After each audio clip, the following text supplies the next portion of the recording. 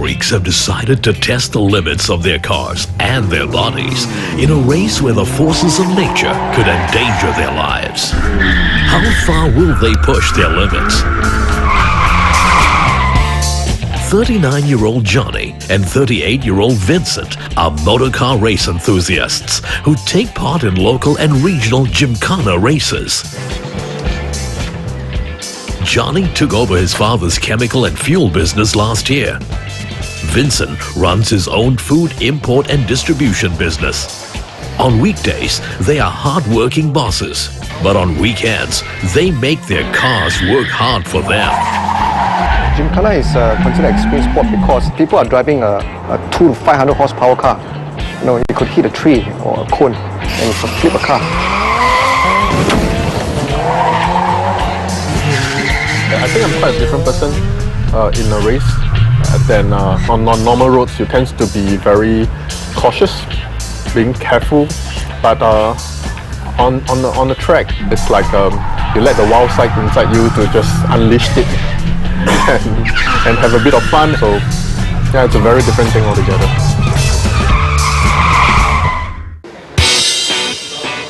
This weekend is important for Johnny and Vincent. They're preparing for their upcoming Gymkhana race the following Sunday. Both men are competing in the professional category. Gymkhana's history started long before the car was born. European and Asian horse cultures were among the first to establish timed riding events incorporating pylons and obstacles to exhibit horsemanship.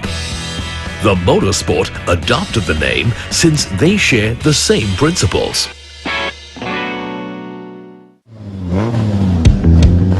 Gymkhana events are time or speed events in an automobile. They feature obstacles such as cones, tires and barrels. The driver must maneuver through a predetermined track, performing many different driving techniques. Gymkhana races are gaining popularity among racers in Singapore because of its grassroots appeal.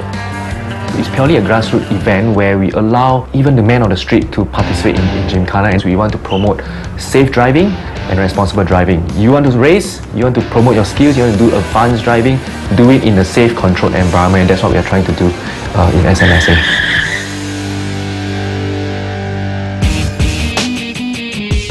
Johnny has focused his attention on Gymkhana races since its introduction to Singapore in 2006. He was drawn to the sport because of the level of skills involved. Previously, when I took part in events, it's about track race, super sprint, it's all power-orientated events. When I started auto test, it's about skill and precision driving, and I feel that I was lacking plenty of skill driving. So I started Gymkhana in 2006, and I want to make sure that I'm a good driver rather than a person who can spend tons of money on a car and win a race. This is when I started to feel that, Gymkhana is the way to go for me.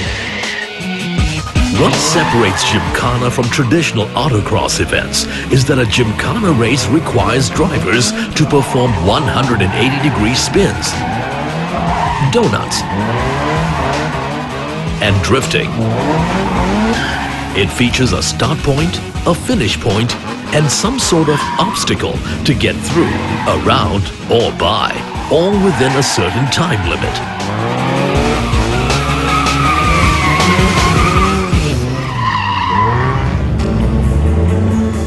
To win a Gymkhana race, one must ensure mastery of those skills, speed, and minimal mistakes. How the racer wins a Gymkhana race essentially is that they will need to clock the timing in the fastest time to negotiate around the circuit, and they're not supposed to make mistakes. But if they were to hit cones or barriers, then they lose 5 seconds per hit. Timing is everything when it comes to Gymkhana. This weekend is the final race, and both men will race against time.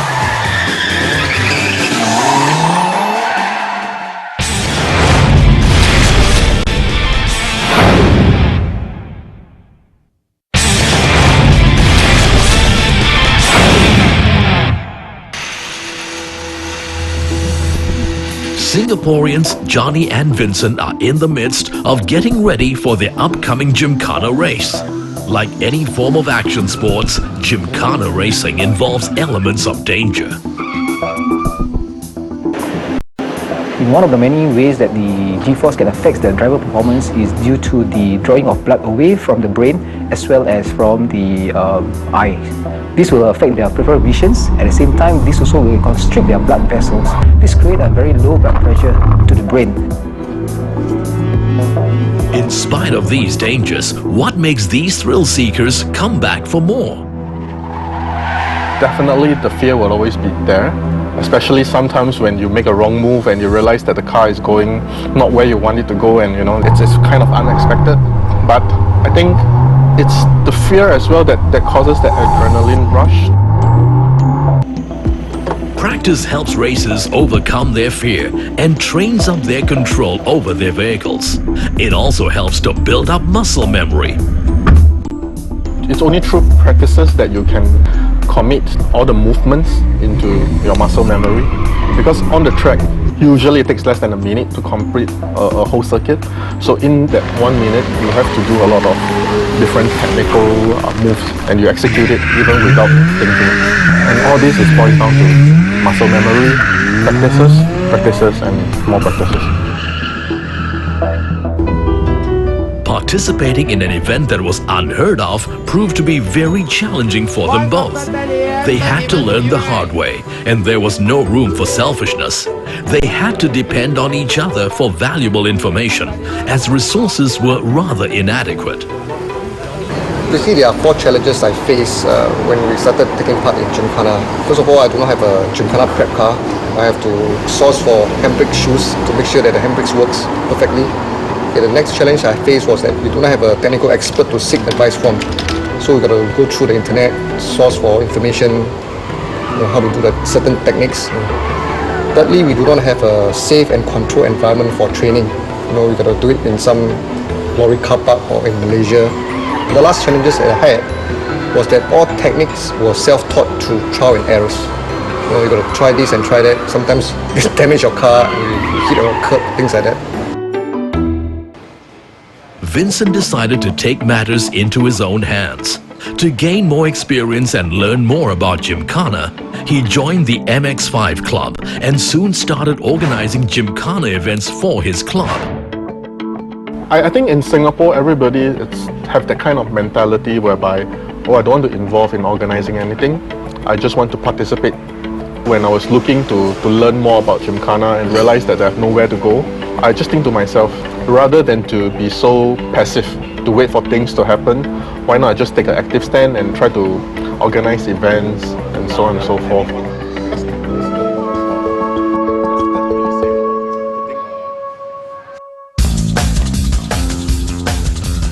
At Gymkhana, you involve different type of car. It's front-wheel drive, wheel drive and four-wheel drive. The particular car I use is an Evo, which is a 4-wheel drive. It has a lot of modification done to it. Things like lightened body parts, a racing clutch, handbrake shoes that are very effective when you pull the handbrake, so the car, you can throw the car around. Upgraded horsepower. For mine, it's about 400 to 500 horsepower. And it's been tuned, dyno tuned by a local tuner. I also have good tires. Some features enhance the performance of the car, but there are more important features that are essential for the safety of its driver. After all, it's the driver who controls his car. One of these is the kill switch, a red lever which will immediately disengage all the power supplies in the car in the event of the car being overturned. The bucket seat prevents the driver from slipping and firmly holds him in place, and the safety harness keeps the driver strapped to his seat. Last but not least is the roll cage. A roll cage is a specially engineered and constructed frame built in the passenger compartment of a vehicle to protect its occupants from being injured in an accident, particularly in the event of a rollover. Gymkhana racers have the option of using a race car or a normal road car. The only legal modification that Vincent has made to his car is to replace the driver's seat with a bucket seat and to attach the safety harness. Initially, it did raise quite a few eyebrows with his family and friends. Well, it's just never easy. I kind of buy this car first before announcing it to the world. Yeah, without fail, people coming in with questions like, are you having a midlife crisis?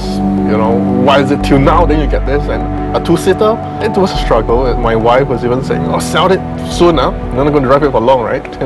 But after a while, they look at it and they realize that I'm really passionate about this, and she's actually very supportive of what I do now.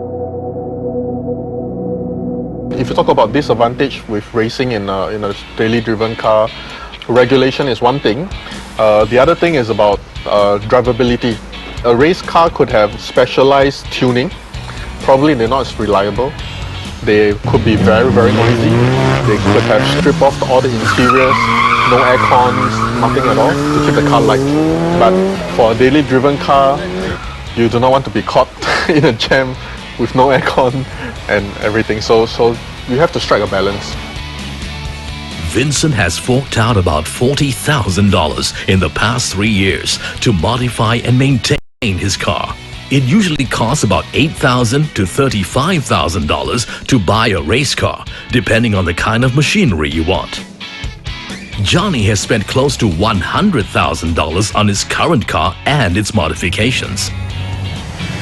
The strongest support during the race is my wife and my belated father. He was the financial backer and also the moral support that he given me. He attends every race that I take part. As my wife, she makes sure that I sleep early, put plenty of sunblock and give me the moral support that I need for the race. Vincent has been lucky. Aside from hitting the curbs a few times, he hasn't had a major setback. Since his car is used daily, he makes sure it's in proper working condition. He is also learning to do things himself to keep his costs down. Unlike Johnny, who has sponsors, Vincent has to self-finance his hobby.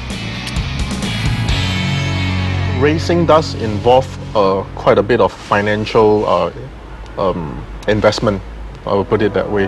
So how I look at it is that there's something intangible that you can get from the race. Like for example, the confidence, the joy that you can have.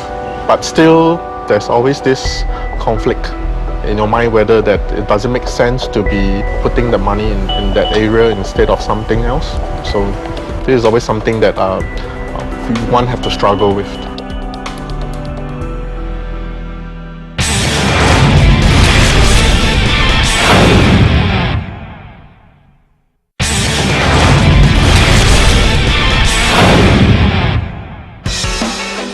It is 3 days to the race. Johnny and Vincent are deep in preparation. Johnny has towed his car to the workshop to tune his engine, change his tires, and inspect everything else to make sure all is in good working condition. Master tuner Cheng Po has an important role in Johnny's racing life. He is the man behind the performance of the engine. We're trying to work on a Gymkhana race for Johnny. Basically, he's facing some powering out issues, some hesitation, as well as overheating. Now, the Gymkhana is quite punishing for the engine because of the low speed that it involves, and thereby not much of airflow. And that will heat the engine up rather quickly. And that will also affect the timing and ignition and all that. So hopefully, I'll try to resolve that for him. The front and rear tires use different threads. The reason is simple science. Gymkhana demands turns of various degrees, so the rear wheels need more traction to support the throwing of a car's rear. The tires only last for 2 races, and each tire will cost about $200. Luckily for Johnny, his tires are sponsored. As the saying goes, once bitten, twice shy. Johnny knows better than others the importance of preparing his car. Actually, I was leading the race. Because of misfiring issues during the race, I lost the race. After the event, there was a lot of rework done to the car just to make sure that I come back with the car in proper running condition.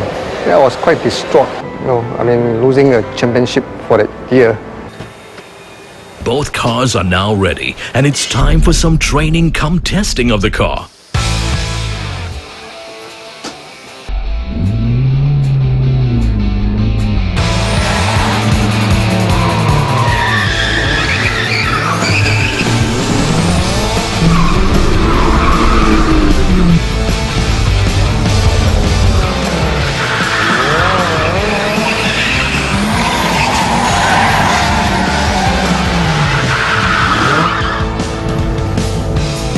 Johnny uses the car workshop for his training as he can't drive his car on the road.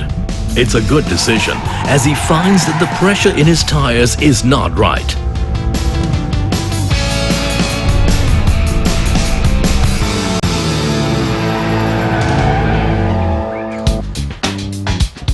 The day before the race is crucial.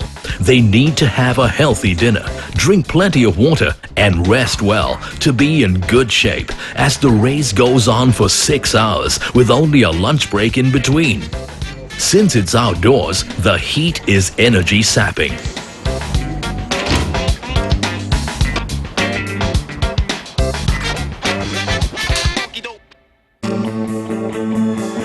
The day Johnny and Vincent have been preparing for has finally arrived.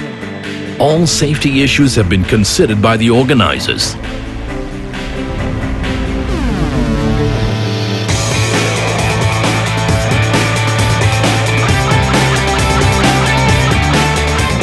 Slowly but steadily, about 40 participants start arriving.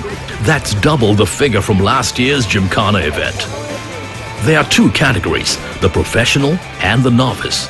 Both races will have to do 2 circuits consisting of different courses. The best 3 timings of each course will be taken and tallied for the final score. The champion will be the racer who has been consistent throughout the series. Each racer is allowed numerous tries, but the catch is the racers are not aware of the course for this competition until this very moment. That is the only time where they see the circuit, and that's where they have to learn the circuit well, they have to memorize it. In terms of the psychological aspects, the level of focus, the level of attention, the level of preparation needs to be there. But there's the unexpected twist of what the circuit looks like, in which they have to prepare for and they have to adapt to on the spot. 3:30, we're going to have a start. After a short briefing on safety, the course is issued to all drivers. The first thing they do is to study the course and walk through it. Gymkhana requires a lot of memory work because every track is different. So you really have to remember the track. You have to walk the track, remember it, know basically beforehand what moves to execute at which area. So plenty of things goes through your mind, a lot of visualization involved. But the moment the green light comes up and you go for it, your mind will be a blank. Everything happens so fast, within a span of less than a minute, you have to complete everything. So by the time you realized it, you're at the finishing line. Each circuit is allocated a time of 2 hours before the switch is made. Johnny does one final check before getting into his car. Vincent is already in the line to wait for his turn, but is still studying his course. Although the atmosphere is filled with engine noises, the racers are tense and silent. The bubbly Johnny seems to have disappeared. When I'm in a car, it's full concentration, you don't even remember your own surname. So it's always a concentration, what's going to happen next, in the next corner, next turn.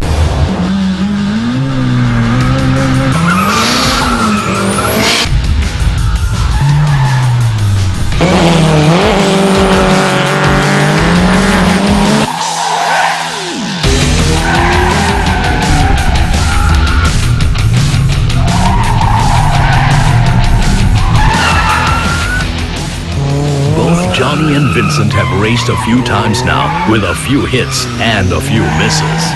Time is running out and both of them steal another 1 or 2 runs before the officials call the switch. Time's up.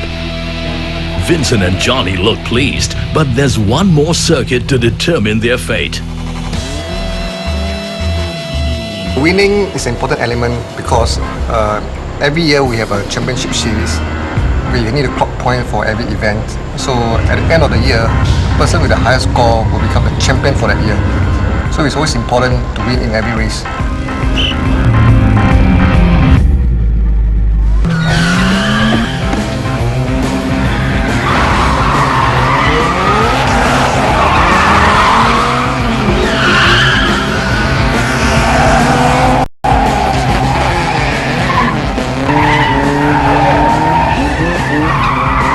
We have come to the final moments of the second circuit and tension builds in the air. Johnny makes a mistake and adds 5 seconds of penalty to his time. Now is not a good time to earn a penalty. The final whistle goes. The race is over. And now we are waiting for the results. The officials take a few minutes to tally the points. Everyone is waiting anxiously. Everyone is gathered for the announcements of the champions and their rankings.